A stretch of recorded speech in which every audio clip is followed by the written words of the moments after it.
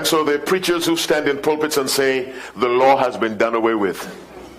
There's no need to keep the law, just love. In other words, you get rid of the law of love and then you try to love.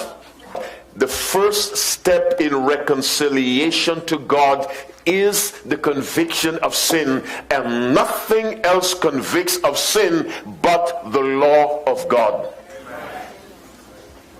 It is no wonder that preaching against the law is so universally popular in Christian churches. The devil has tried for hundreds of years to remove the only instrument that tells me you are wrong. And so the preachers who stand in pulpits and say the law has been done away with. There's no need to keep the law, just love. In other words, you get rid of the law of love and then you try to love.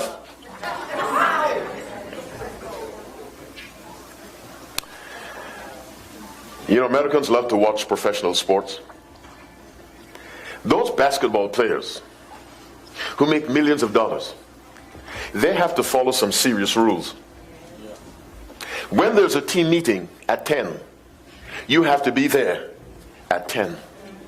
Are you listening to me? You show up at 5 after 10, they fine you a few $1,000s.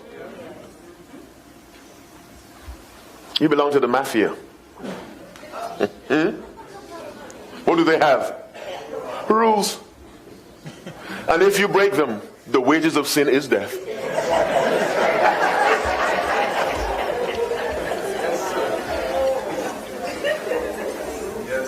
We drive our cars.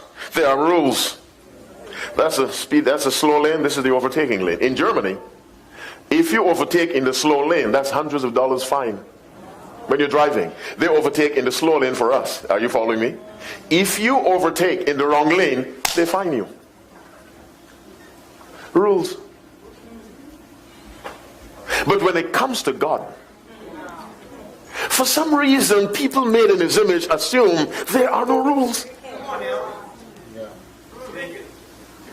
And so the very first thing God made, look, I have rules.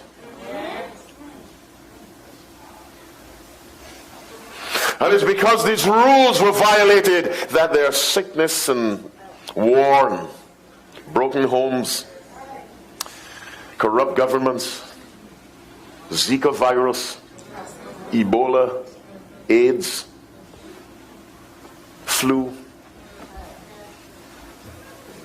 With all respect, people in wheelchairs, blind people, deaf people, one-armed people,